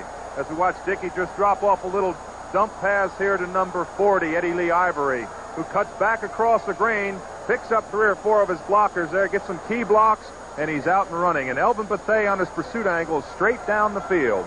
33-yard pickup. And that is the end of the third quarter. The score, the Oilers 9, the Packers 3. To go. First and 10 at the 33-yard line of Houston as we go to the fourth period. Oilers 9, Packers 3. Dickey going long, and he was going for James Lofton.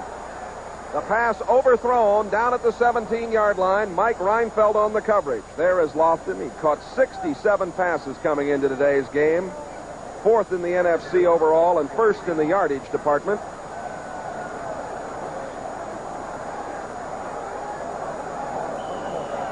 Second and 10 coming at the 33.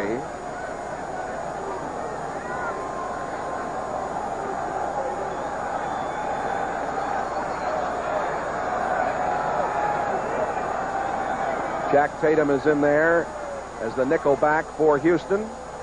Second and 10. Dickey using the long count. Throwing for the sidelines and incomplete. James Lofton, again the intended receiver. Greg Stemrick with excellent coverage that time. That certainly shows why they're so high on Greg Stemrick. He had James Lofton just covered right like a glove on that play.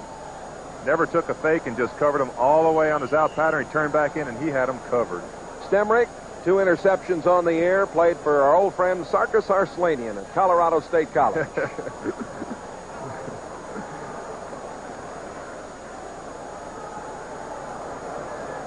Third and 10.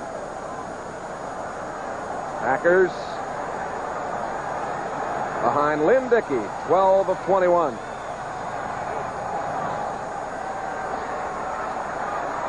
Over the middle, he's got his man. It's the tight end.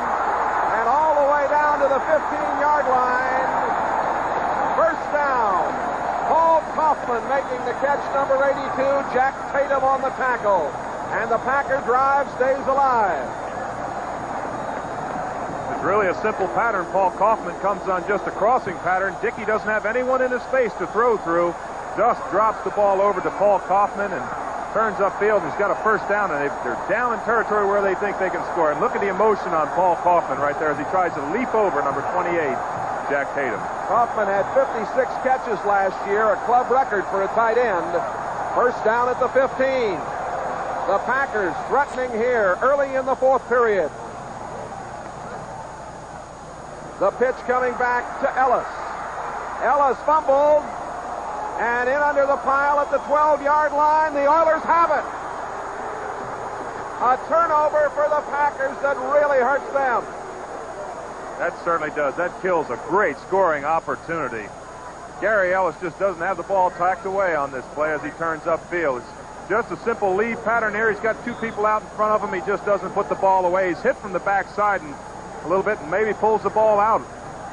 You can see he's looking for the ball right there, and of course the great pursuit of the Houston Oilers. Ted Washington recovering the fumble. The Houston Oilers get it back, and we'll be back with Houston leading 9-3. Over situation, and Dave, 2 of those Packer turnovers were inside the 20-yard line. They've been crucial turnovers, down deep in scoring territory. First and 10 for the Houston Oilers from their own 12-yard line. Campbell gets the call. He's out to the 20, still going. Close to a first down at the 22-yard line. Earl Campbell. Good blocking by Carter, 58 at left guard, has replaced Bob Young. Rudzinski, number 70, made the tackle along with Johnny Gray, number 24. Let's take a look at Earl Campbell. As we watch from an end zone shot, this is the shot that Earl Campbell sees and we talked about his vision before. Roy Hammerman told me he never fumbled when he carried the ball, our great producer. Did you know that, Jay? Well, Roy's an authority on fumbling, I can tell you that.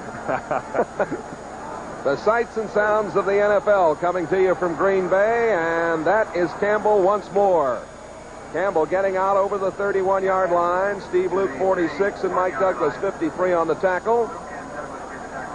Our pictures being handled today by director Barry Stoddard, who has left the cold North Country for California. Our NBC crew, we hope you're enjoying the action. We've got 12:44 to go. And the Oilers leading 9-3. Second down and 1. Campbell again. And he's got the first down. Jim Gano, number 51, the left outside linebacker, making the stop. First down. This shows the great running ability as we've talked about with Earl Campbell. He doesn't look like he's going to pick up anything and all of a sudden breaks through and picks up 2 or 3 yards. But Earl Campbell has rushed the ball 23 out of the 27 rushes that they have today.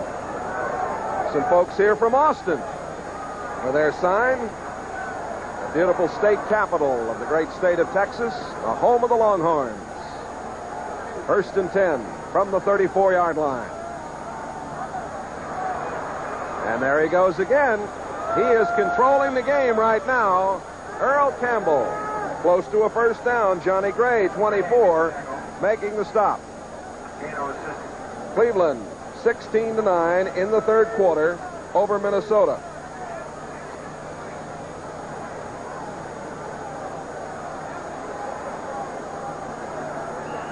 Here it is 9-3. The Oilers over the Packers. And it is first down at the 45-yard line for Houston.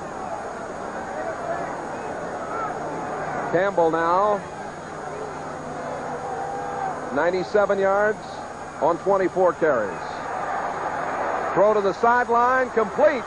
First down at the 44-yard line, Billy Johnson. White shoes going high in the air. McCoy, Luke, and Gano over there on the coverage. This is a typical Kenny Stabler pass as the wide receiver, Billy White Shoes Johnson, number 84, comes back for the ball and makes the catch. That's one thing that Kenny is very, very much in favor of. Those wide receivers, as they do that 15 to 17-yard out, coming back for the ball, it cuts down on the out pattern interceptions. There's some action down in the pit. What a force that is right there, number 77. 340 pounds. Angelo Fields out of Michigan State. 1st and 10 at the 44. Campbell down to the 40. And that would put him at the 100-yard mark, I believe, right there. 25 rushes, 102 yards on the day for Earl Campbell. Rudzinski, number 70, on the tackle. The thing that's so impressive about him also, Jay, is that on any play, they'll call on him 3rd down and 7 or 8, which is a normal passing down. They'll still go to Earl Campbell because they have enough confidence to know that he can break any time, one all the way. Campbell has the only touchdown in the game. It was his 11th TD of the season. 2nd and 5. 2nd down and 5 coming at the 40. We have 9:40 to play. Campbell has averaged 4.8 per carry today. There he goes again. Another first down and all the way inside the 30-yard line. Boy, is this guy a franchise or not? Mark Lee made the tackle along with Mike McCoy, the 2 corners. Well, Bum Phillips certainly knew what he was getting when he gave up a couple draft choices to Tampa Bay to get the rights to draft Earl Campbell, because he certainly is a franchise in himself. Look at the balance that he has also. Leg strength, the balance, the size, the compactness. There's just not enough things that can be said about him. There's his stats for the afternoon. Jeff Groth, 81, has come in now for Houston to replace Billy Johnson. 1st and 10 at the 28-yard line.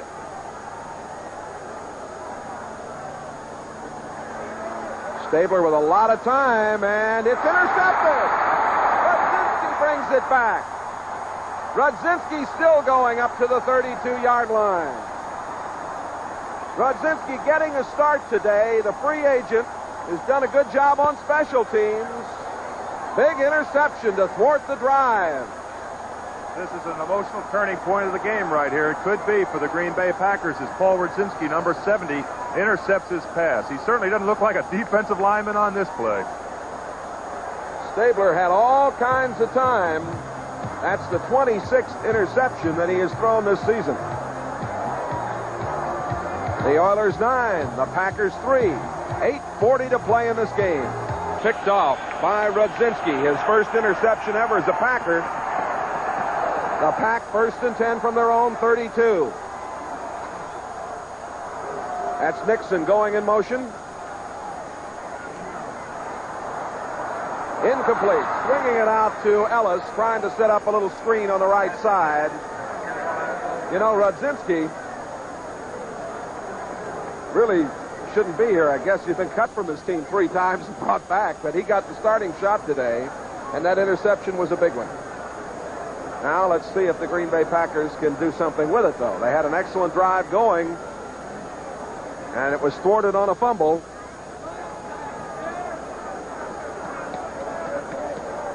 Illegal procedure call against Green Bay is refused. Second down and 10 with 8.5 minutes to play here. The Oilers 9, the Packers 3. All just outside the 31-yard line of the Packers.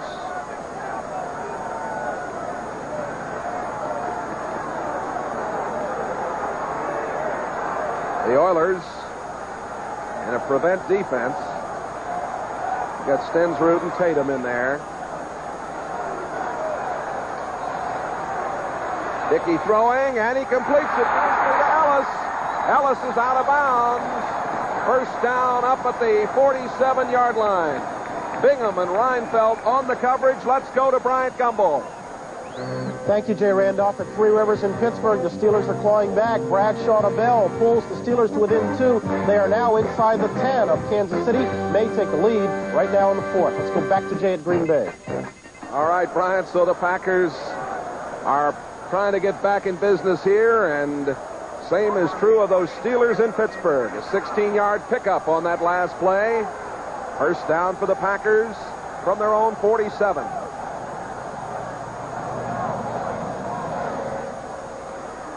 Dickey using play action again and throwing, and it is intercepted.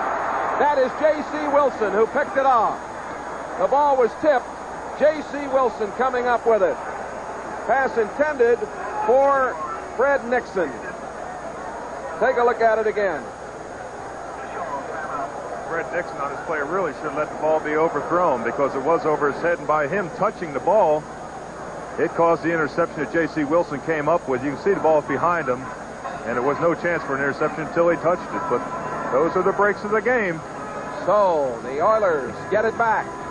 9-3 throw. Jay Randolph, Lambeau Field, Green Bay, Wisconsin. The Oilers 9, the Packers 3.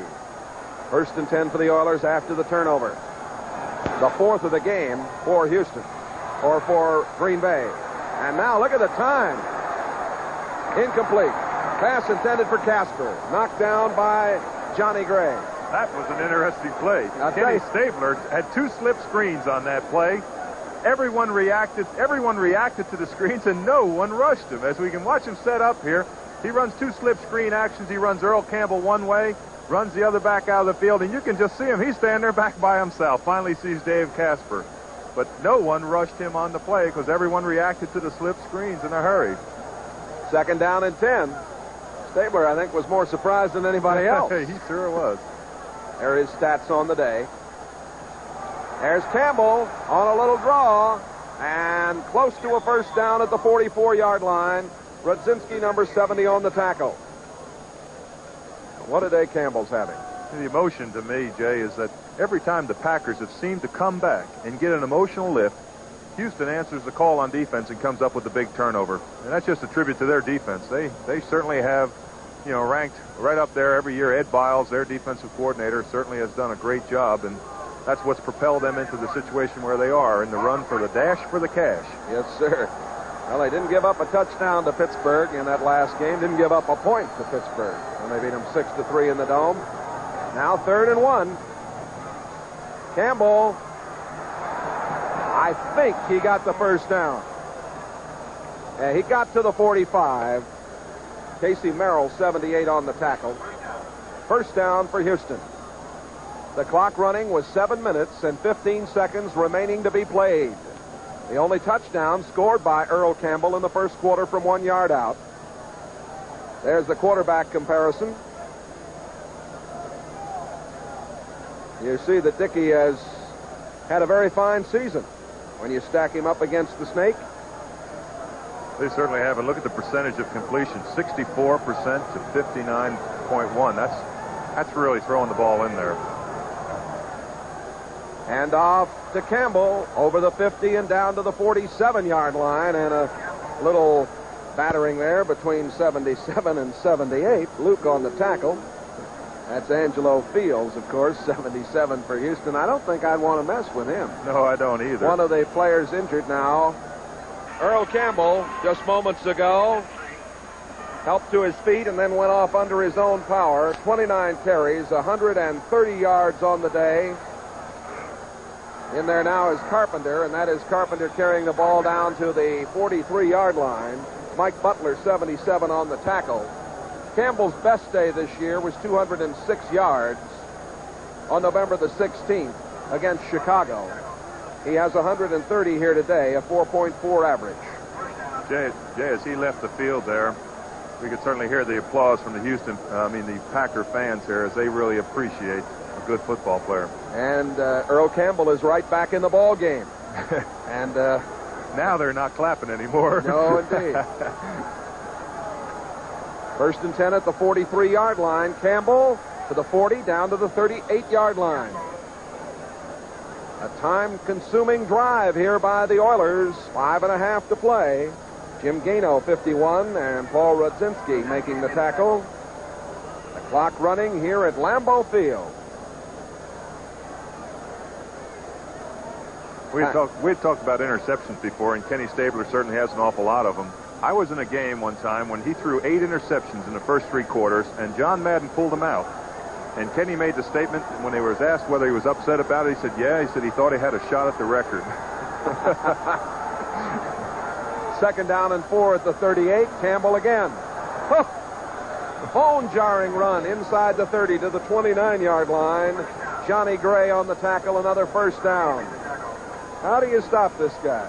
I don't know, but I'll tell you, I admire Johnny Gray for coming up there and trying, because Johnny Gray is well outweighed, and Earl Campbell's got to run and start. You can see the shot that Johnny Gray takes, but that's one of the reasons why Johnny Gray has had 4 years in a row of over 100 tackles, which is quite a mark for a defensive back. He's a real find. Coming up, either the Oakland-Denver action or the Miami-Baltimore game. More football right after our action here. First and 10 at the 27. Campbell again. And Campbell inside the 25, down to the 24-yard line. Mike Douglas, 53, and Charles Johnson, 99. Houston controlling this game with 4 minutes left to play right now. 32 rushes for 150 yards, 32 out of 38 rushes. Bum Phillips, he was an assistant at A&M, at Houston, at SMU, at Oklahoma State. Excuse me, that was 32 out of 37 rushes. Yep. Do you think they have a tendency to go to Earl Campbell? Why not? I'd go to him if I had him on my team. Second down and 7. Here we go again. To the outside, to the 20, the 15, at the 10, the 5, touchdown Campbell! He made that look so easy. He stepped back and stepped around the defensive back that had come up, and he just made it look so easy. Johnny Gray came over there and just never had a chance. He looked like he just kind of strolled into the end zone. And Earl is down on one knee there. What a fine run. Something very, very, very fantastic here. Earl Campbell's had a series of small injuries, and to a back as powerful as he is, they're nagging injuries. He's had a thigh pull and a groin pull. And look at this move right here, just stepping right around Johnny Gray and stepping in the end zone. You can see him right here as he goes down. And he is hurting, but what a competitor. 176 yards on 33 carries, a 5.3 average. There's another look at the move on 2 Johnny Gray. Mark Cole signed yesterday to replace Tony Fritsch. Hope Tony's feeling well today, and I don't know if he can come back with that herniated disc or not. Mark Cole kicks it through. So he has missed an extra point, gotten an extra point, had a field goal. 3:27 to play. The Oilers in command now. 16-3 over the Packers. Twice in his career, Mark Cole led the National Football League in scoring per kicker. Now the property of Houston. What a dream come true for him. He's in contention to go for a Super Bowl, and I saw an interview with him last night, and he said that it was really a plus for him. Ball picked up and brought back upfield to the 36-yard line by Johnny Gray. The tackle made by Boobie Clark. 14-yard return and first down for the Packers with 3:19 remaining in the game.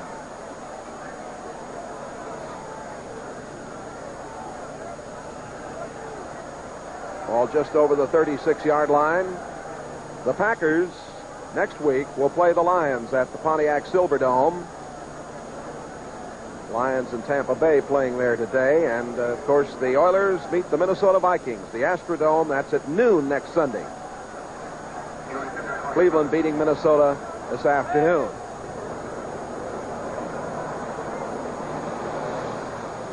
It's Kaufman coming in motion. And Dickey throwing to Kaufman. He's got it at the 44-yard line and hit immediately on the play by number 28, Jack Tatum. There's a name out of my past, Jack Tatum. Yeah, yes, indeed. Now there's a competitor, too. Woo! Hurry up offense. Clock running with 2:55 remaining in the game.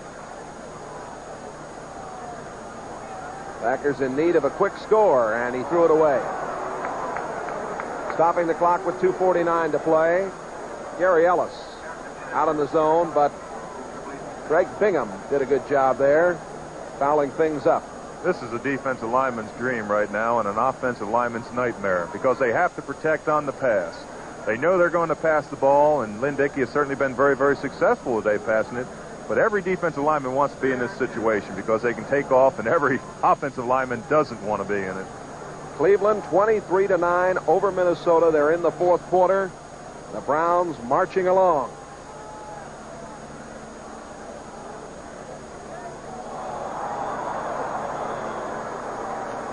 Gary Ellis made a move.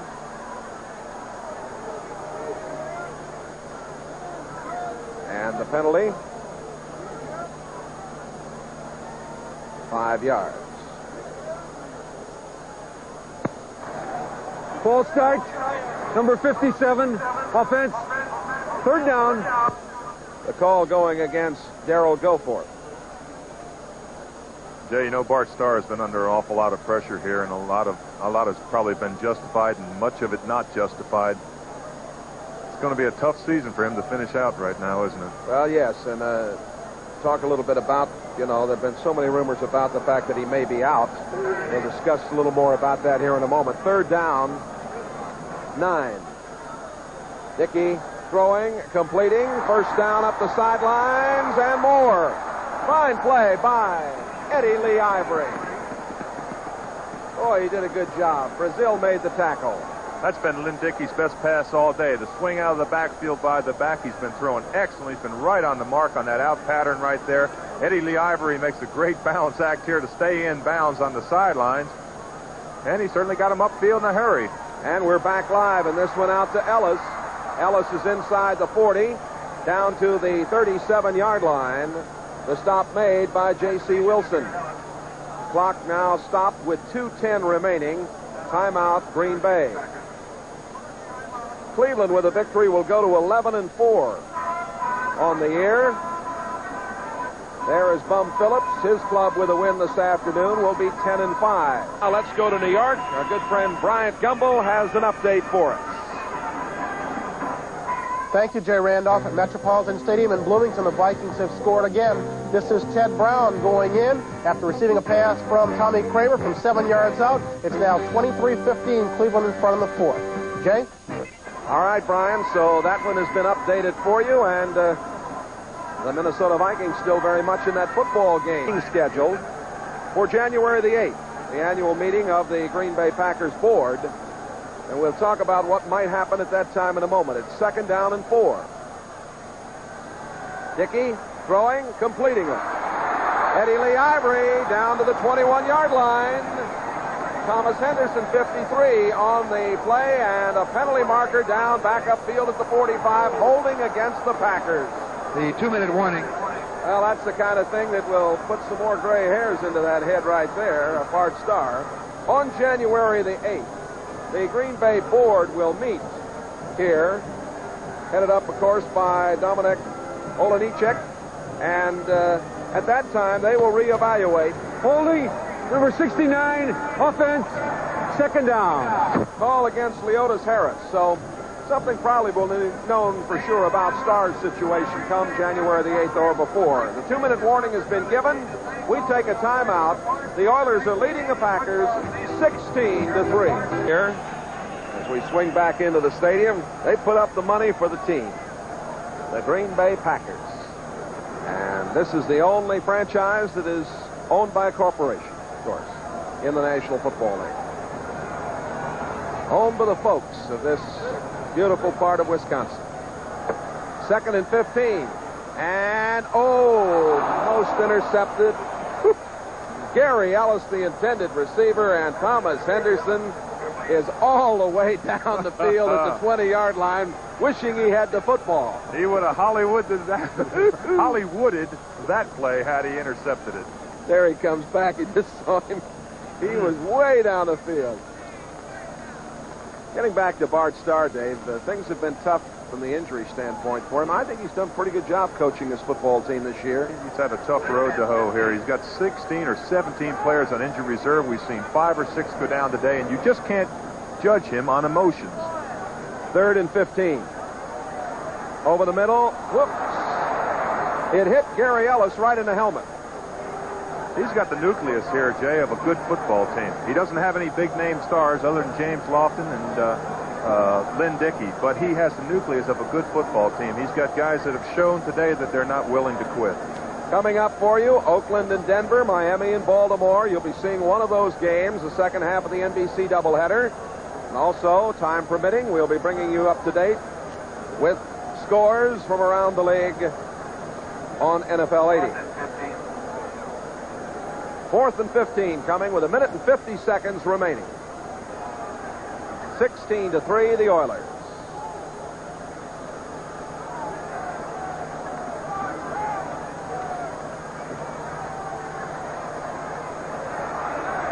Penalty marker down and intercepted. Coming back with it is Greg Stemrick. Stemrick to the 40-yard line. That is the 3rd interception of the afternoon for Dickey. Fred Nixon on the tackle, and Greg Stemrick is a happy man indeed. Holding against Green Bay is refused. Lynn Dickey was under an awful lot of pressure that time, as we had said earlier, that he's under an awful lot of pressure when you know you have to pass. He does step up into the pocket here as he gets pressure right there, but he makes a poor choice in throwing the ball over there. Greg Stemrick played well and intercepted it. You can see the double coverage that Jack Tatum came into the play also, number 32, and Stemrick is just excited. And that is what the Houston Oilers have continually done today, is that they have answered the call every time the Packers have threatened. The Packers have played well, but they've played, the Houston Oilers have played better, and that's the 5th turnover for the Packers. And 2 of them inside the opponent's 20-yard line. 2 timeouts remaining for the Packers, but very little to be decided here except run 1 minute and 30 off the clock. Campbell going to the 40. Packers now timeout, and that will leave them with 1 remaining.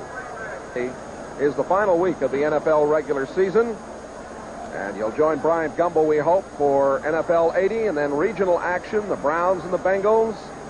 Other regional games, you want to check your local listings for the game to be seen in your area.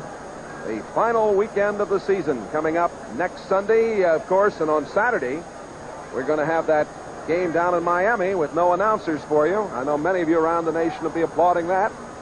We won't, though, Jay. Putting us right out of work, aren't they? Well, and quite a basketball game, too. We'll follow that next week. All of that for you next weekend on NBC. 2nd down and 9. Campbell down at the 42-yard line. Timeout Green Bay with 1:27 remaining. Casey Merrill, number 78, on the tackle. That ball game up there today. Campbell, 179 yards on 36 carries. 3rd and 7 coming now at the 43-yard line for the Houston Oilers. The Packers are out of timeouts. 3rd and 7.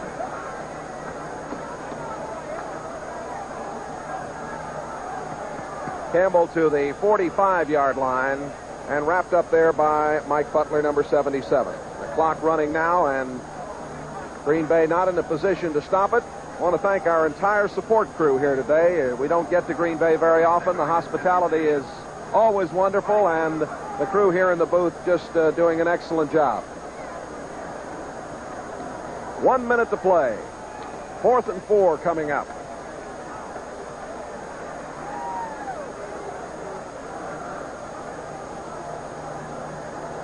The punting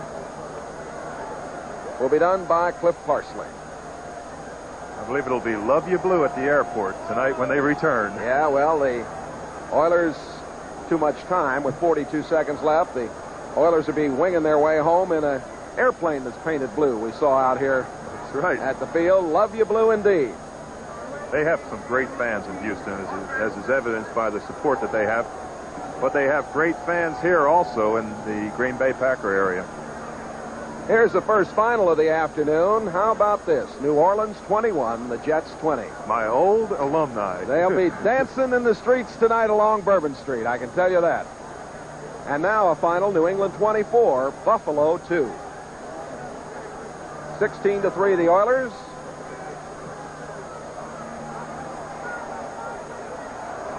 Chasing that ball is Nixon. I don't know if he wants it or not. I don't blame him for not picking it up down there.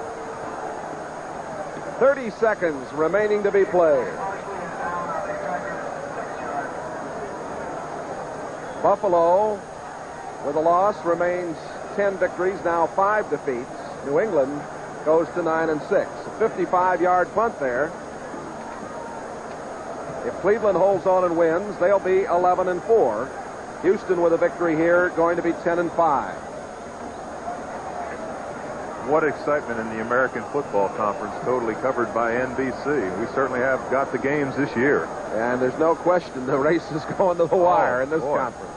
It certainly is. It's exciting every week. And as all the coaches have said, it's going right down to the last week.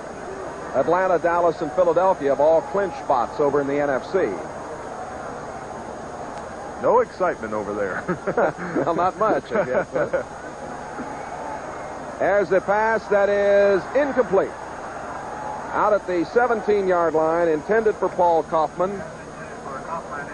And Carter Hartwig, extra defensive back in there. Clock stopped with 24 seconds remaining. Well, I know, Dave, that you and I would want to wish all our viewers in the Green Bay Network here in Wisconsin and all you folks across Texas a very happy and healthful holiday from all of us at NBC Sports. Here's another final. Pittsburgh pulled it out, 21-16 over Kansas City.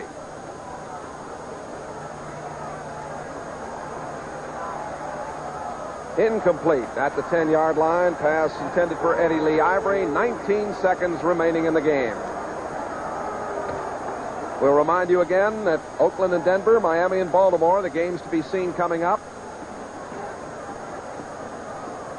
We'll try to update you on all the scores, too, with NFL 80. I told Mike Reinfeldt that I would mention his name if he did something. I told him, now do something out there. He's number 37. He's having a fantastic year. He's from this area. He went to school at Wisconsin, Milwaukee. So I just want to mention his name because I told him I would. You get anything extra for that? Old Rhino, we used to call him. 3rd and 10.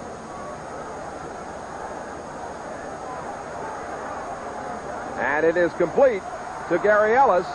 Ellis has a first down, spins away. Out of bounds with 8 seconds remaining down at the 46-yard line. Dave, our congratulations to you in your first year as an analyst with NBC. It's been a pleasure working with you, and you're just doing an excellent job. I hope you have a wonderful Christmas down in North Carolina.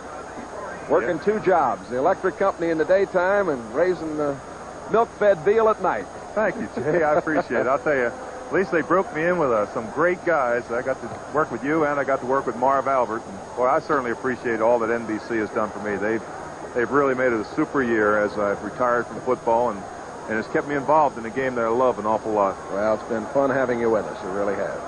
16-3, the Oilers over the Packers. 8 seconds remaining. Lynn Dickey throwing, incomplete. 4 seconds remaining. Kaufman again, the intended receiver.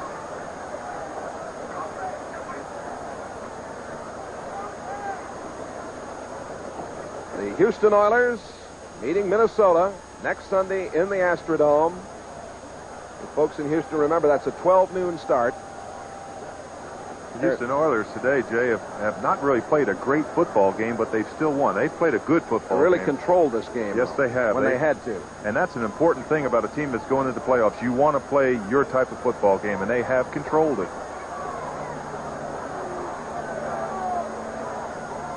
This may be the final play of the game. Uh-oh. Fumble the ball.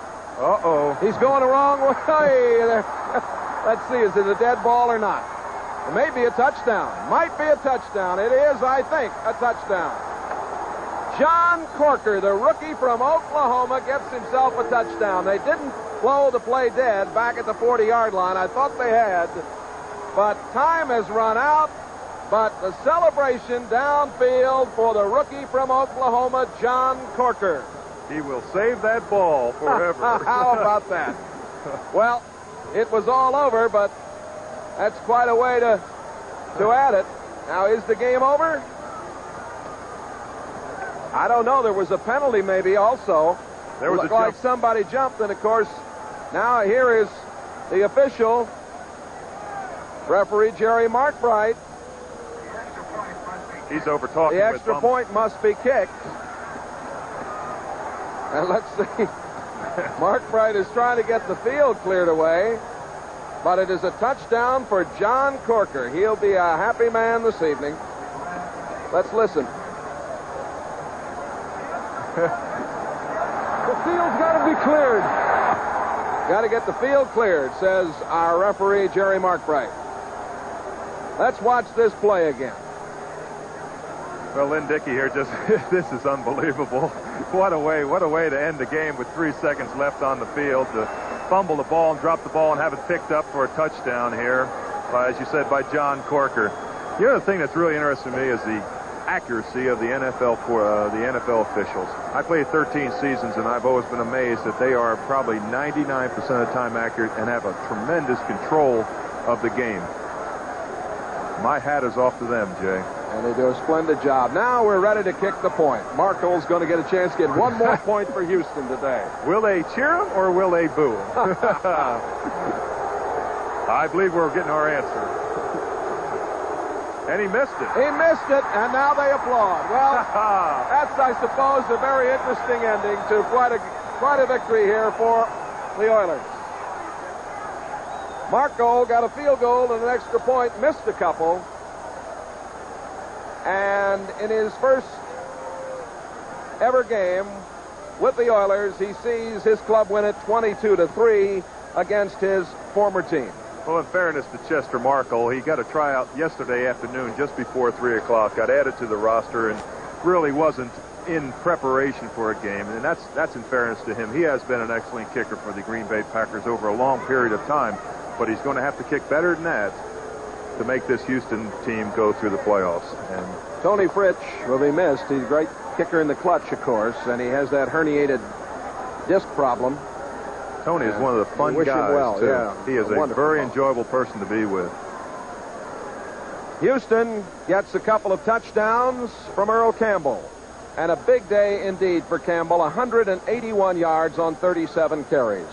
The final touchdown for Bum Phillips' Houston Oilers coming from rookie John Corker.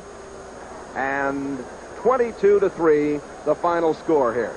As we look at Bum Phillips there, one of his real concerns was the weather today. It certainly didn't play a factor. His club handled it very nicely. The executive producer of NBC's NFL Football is Don Ohlmeyer. The coordinating producer, Ted Nathanson. The telecast of today's game has been produced by Roy Hammerman, directed by Barry Stoddard, our technical director, Rick Lombardo, and the associate director, Gene Wallstein. Remember, this Thursday at 8.